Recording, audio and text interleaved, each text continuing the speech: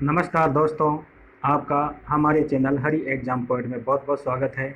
मित्रों, हम आपके लिए स्टडी से संबंधित इम्पोर्टेंट वीडियो लेकर के आते हैं और उन वीडियो से आपको एग्ज़ाम में हेल्प मिले ऐसी हम आशा करते हैं।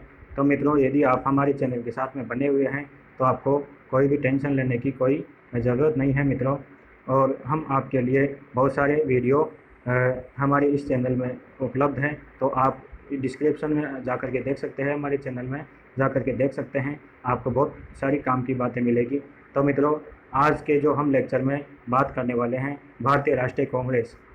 मित्रों, यदि आप भारतीय राष्ट्रीय कांग्रेस के बारे में पढ़ना चाहिए तो ये बहुत बड़ा विस्तृत टॉपिक है।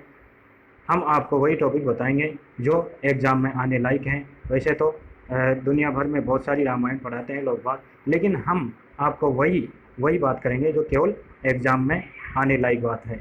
कांग्रेस को पढ़ना चाहते हैं तो ये बहुत लंबा चौड़ा टॉपिक है, बहुत विस्तृत टॉपिक है, लेकिन आपको बहुत सारे इम्पोर्टेंट फैक्ट बताएंगे कि आपके जो एग्ज़ाम में प्रश्न आएगा तो वह इस भारतीय राष्ट्रीय कांग्रेस में जो भी प्रश्न आएगा वह इस लेक्चर में उपलब्ध होगा। तो इसको आप ध्यानपूर्वक पढ़िए, हमारे वीडियो के साथ में अंत तक बने रहिए। इसी प्रकार से हमारे साथ में प्यार बनाए रखिए। मित्रों, यदि आपने हमारे चैनल को सब्सक्राइब नहीं किया है तो अभी आप हमारे चैनल को सब्सक्राइब करें और जो पास में ही बेल आइकन का बटन होगा उसे प्रेस कीजिए, ताकि हम जो भी वीडियो डालें उसका नोटिफिकेशन आप तक पहुंचे और आप तुरंत ही उसका लाभ ले सकें।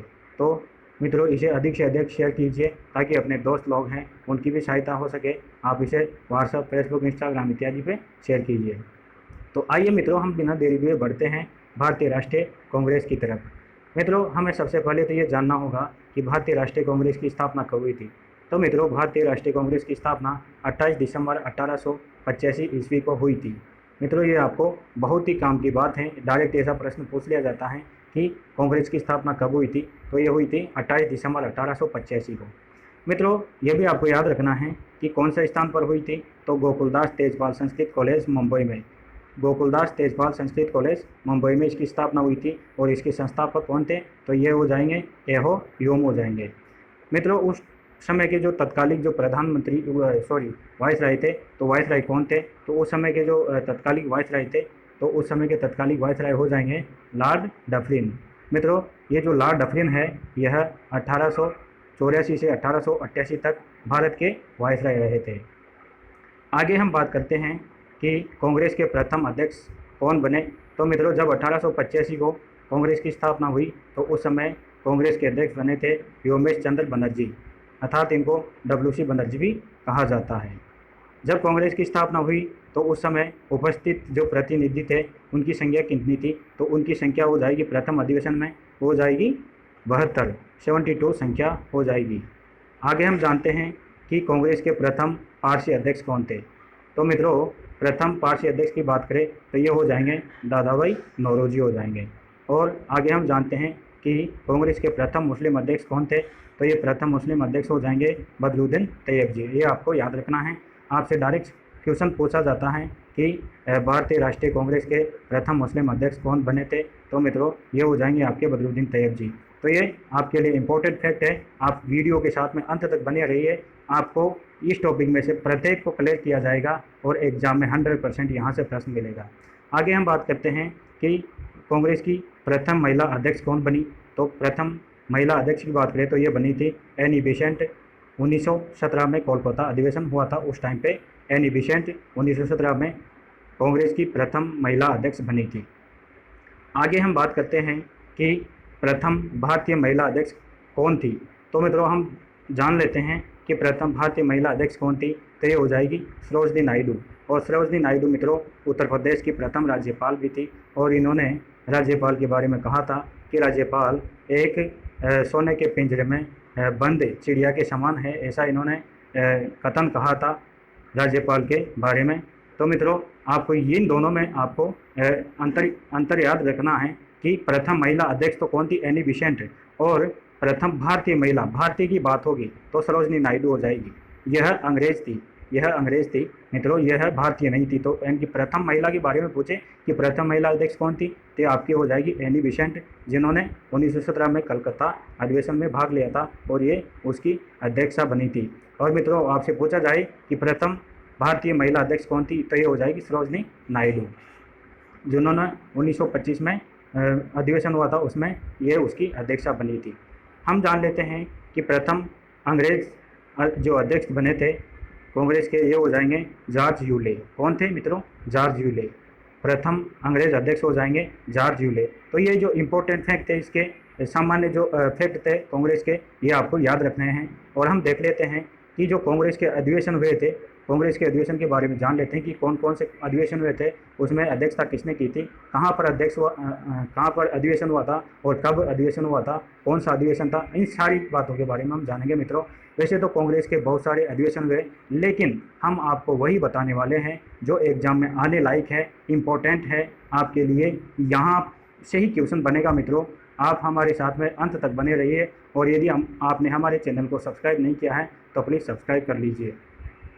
तो हम जान लेते हैं कि कांग्रेस का प्रथम अधिवेशन कब हुआ था। तो आपको पता है कि कांग्रेस की जब स्थापना हुई थी 28 दिसंबर 1885 को, जब ही इसका प्रथम अधिवेशन हुआ था। और इसकी अध्यक्षता किसने की थी? तो मित्रों, जो कांग्रेस के प्रथम अध्यक्ष थे, यह थे WC बनर्जी।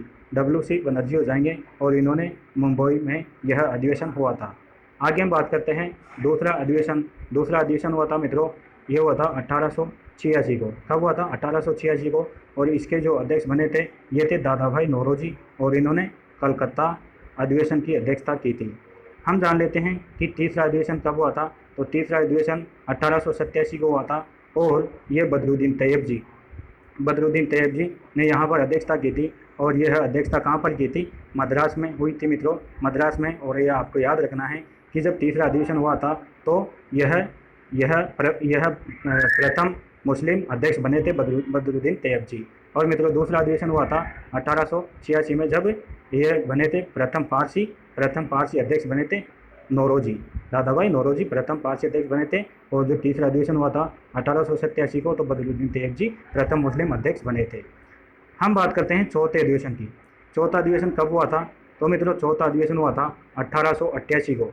1888 को जब ये अधिवेशन हुआ था, तो इसकी अध्यक्षता की थी जॉर्ज यूले ने। और मित्रों, ये जो जॉर्ज यूले है, इन्होंने इलाहाबाद में कांग्रेस की अध्यक्षता की थी। और यह प्रथम अंग्रेज अध्यक्ष थे। कांग्रेस के प्रथम अध्यक्ष के बारे में आपको पूछा जाए तो आपको जॉर्ज यूले याद रखना है। और ये कौन से अधिवेशन में बने थे मित्रों? यह चौथे अधिवेशन में 1888 में बने थे।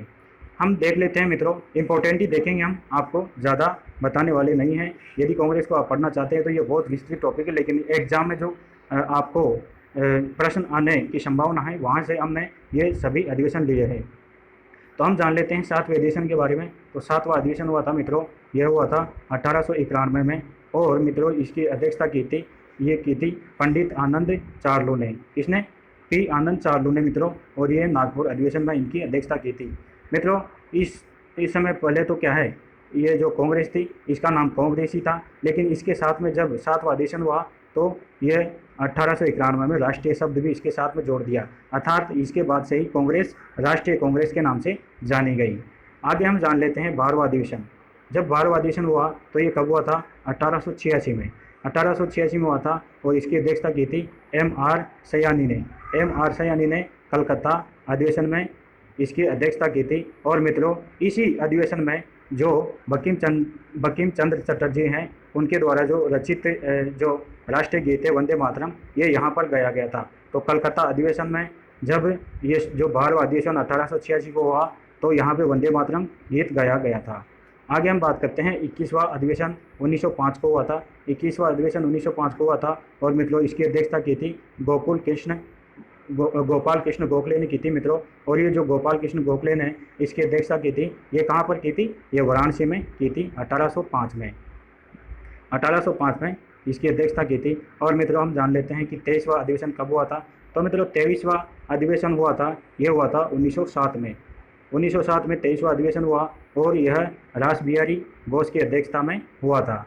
और कहाँ पर हुआ था मित्रों? ये सूरत में हुआ था। और मित्रों, यहाँ पर इम्पोर्टेंट फैक्ट है कि कांग्रेस का विभाजन भी इसी अधिवेशन में हुआ था, अर्थात 23वां अधिवेशन 1907 को रास बिहारी बोस की अध्यक्षता में हुआ था सूरत में, तब कांग्रेस का विभाजन हो गया था। आगे हम जान लेते हैं कि 26वां अधिवेशन हुआ। तो 26वां अधिवेशन 1911 में हुआ था। और जो इसकी अध्यक्षता की थी ये की थी बिशन नारायण धर ने। किसने की थी?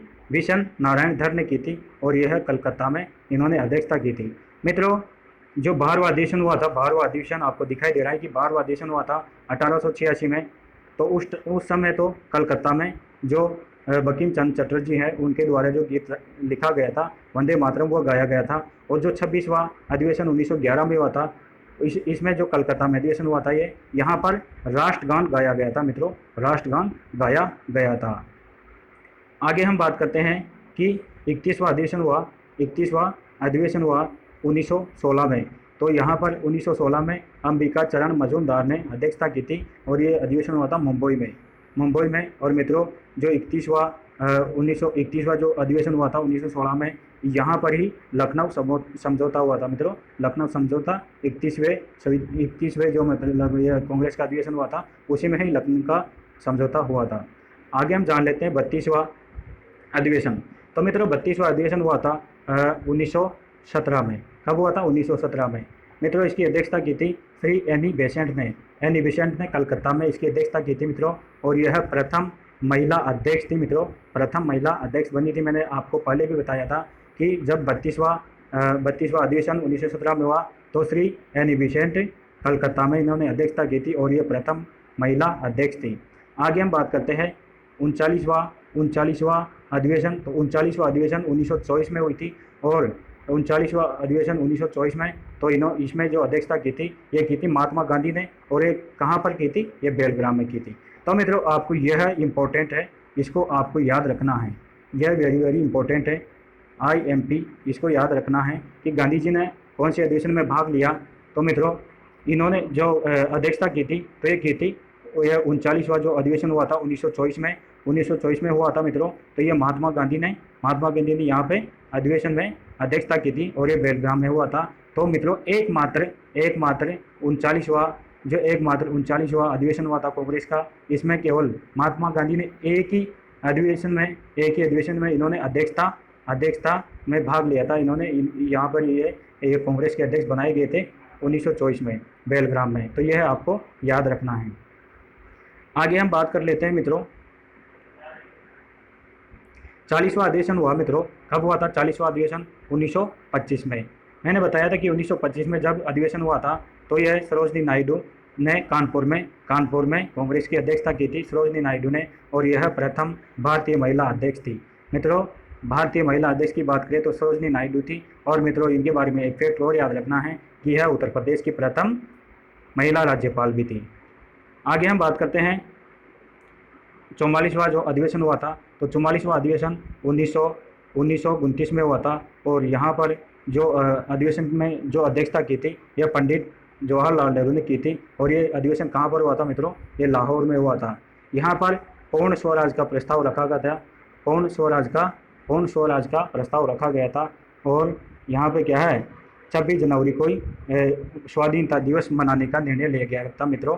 जो 44वां अधिवेशन हुआ था 1929 में लाहौर में, और लाहौर में अध्यक्षता की थी पंडित जवाहरलाल नेहरू ने। और यहाँ पर पूर्ण स्वराज का प्रस्ताव रखा गया था मित्रों, पूर्ण स्वराज का प्रस्ताव रखा गया था। और 26 जनवरी को यहाँ पर क्या है, स्वाधीनता दिवस मनाने का निर्णय लिया गया था। आगे हम बात करते हैं 45वां अधिवेशन। तो 45वां अधिवेशन कब हुआ था? तो 45वां अधिवेशन की बात करें तो ये हुआ था 1931 में।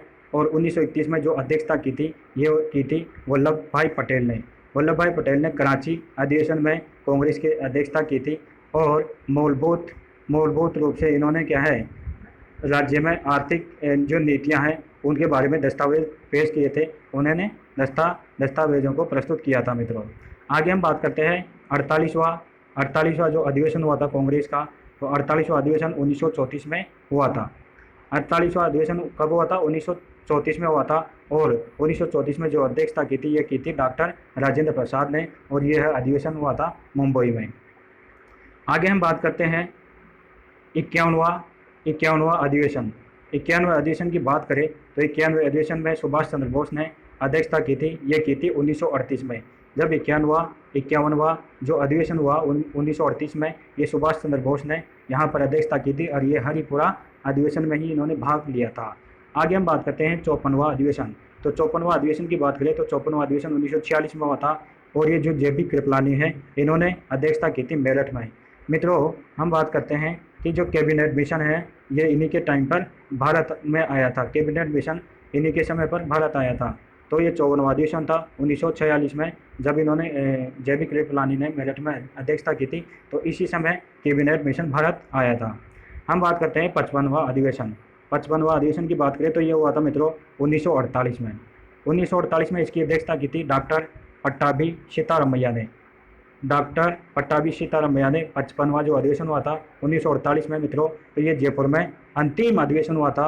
अंतिम अधिवेशन हुआ था मित्रों, जयपुर में हुआ था ये अधिवेशन। तो आपको ये भी याद रखना है कि कांग्रेस का जो अंतिम अधिवेशन हुआ था, तो कौन सा अधिवेशन था, वह 55वां अधिवेशन था मित्रों, और ये हुआ था 1948 में। और इसकी अध्यक्षता की थी डॉक्टर पट्टाभी सीतारामैया ने। और ये जो अधिवेशन हुआ था, ये कहाँ हुआ था, जयपुर में हुआ था, और इसी को अंतिम अधिवेशन माना जाता है। मित्रों, ये तो आपके कांग्रेस से संबंधित इम्पोर्टेंट फैक्ट हो गए। यहीं से आपका प्रश्न बन जाएगा मित्रों, इसके बाद कोई भी आपके प्रश्न आने वाला नहीं है। हम थोड़ा सा जो 1857 की क्रांति है उसके बारे में भी जान लेते हैं कि 1857 की क्रांति में कहाँ कहाँ पे विद्रोह हुआ था, और वहाँ पर उनका नेतृत्व किसने किया था, और विद्रोह को दबाने के लिए किन्होंने भाग लिया था। तो 1857 के विद्रोह की जो थोड़ी झलक देख लेते हैं अपन। मित्रों, जो केंद्र, तो जहाँ पे केंद्र हुआ था, तो उसकी केंद्र की बात यहाँ पे की गई है, और विद्रोह का नेता था इसमें बात की गई है, और जो विद्रोह को दबाने वाले थे उनके बारे में यहाँ पर बात की गई है। दिल्ली में जो मित्रों, दिल्ली में जो विद्रोह हुआ था 1857 की क्रांति का, यहाँ पर क्या है मित्रों, बहादुर बख्तियार खान ने यहाँ पर क्या है, ये विद्रोह के नेता थे। और जो इसको विद्रोह को दबाने के लिए ये थे निकलसन हडसन थे मित्रों, निकलसन हडसन थे। कानपुर में जो विद्रोह हुआ था, इसका नेतृत्व मित्रों नाना साहब ने किया था। नाना साहब की सहायता तात्या टोपे ने की थी। और मित्रों कॉलिन कैंपबेल ने इस विद्रोह को दबाया था। हम बात करते हैं लखनऊ की, तो यहाँ बेगम हजरत महल ने नेतृत्व किया था, और यहाँ पर कॉलिन कैंपबेल ने ही इस विद्रोह को दबाया था। झांसी की बात करें मित्रों, तो झांसी में आपको पता ही है कि झांसी का, तो आपको सबको पता है कि झांसी में नेतृत्व किसने किया था। तो झांसी में मित्रों रानी लक्ष्मीबाई हैं, इन्होंने नेतृत्व किया था, और इनकी सहायता की थी तात्या टोपे ने की थी मित्रों। और इस विद्रोह को दबाया था ह्यू रोज, जो अंग्रेज अधिकारी था वहाँ का, उन्होंने दबाया था। हम बात करते हैं जगदीशपुर की। जगदीशपुर की बात करें तो मित्रों यहाँ पर जो विद्रोह का नेता थे, ये थे कुंवर सिंह। मित्रों इन्हीं को, कुंवर सिंह को ही 1857 का बूढ़ा नेतृत्व करता कहते हैं। अर्थात ये क्या है, वृद्धावस्था में थे उस टाइम पर जब 1857 की क्रांति हुई। तो इन्होंने अंग्रेजों को खदेड़ा, बहुत ज़बरदस्त खदेड़ा था मित्रों। और जो इस विद्रोह को दबाया था, जगदीशपुर बिहार में है मित्रों, तो जगदीशपुर बिहार में विद्रोह हुआ था, तो उसका नेतृत्व किया था कुंवर सिंह ने। और इस विद्रोह को दबाया था विलियम टेलर ने दबाया था मित्रों, विलियम टेलर ने। और फैजाबाद में मित्रों विद्रोह हुआ था, तो यहाँ पे मौलवी अब्दुल्ला ने यहाँ का नेतृत्व किया था मित्रों, और इसी को भी विली टेलर ने ही दबाया था। आगे हम बात करते हैं इलाहाबाद में। तो इलाहाबाद में लियाकत अली ने यहाँ का नेतृत्व किया, और कर्नल नील ने इस विद्रोह को दबाया था। बरेली की बात करें मित्रों, बरेली की बात करें तो 1857 की क्रांति बरेली में हुई थी। तो बरेली में खान बहादुर खान ने इसका नेतृत्व किया था बरेली में, और इसको जो विद्रोह को दबाया था, ये विंसेंट आयड ने दबाया था, विंसेंट आयड ने इसको दबाया था।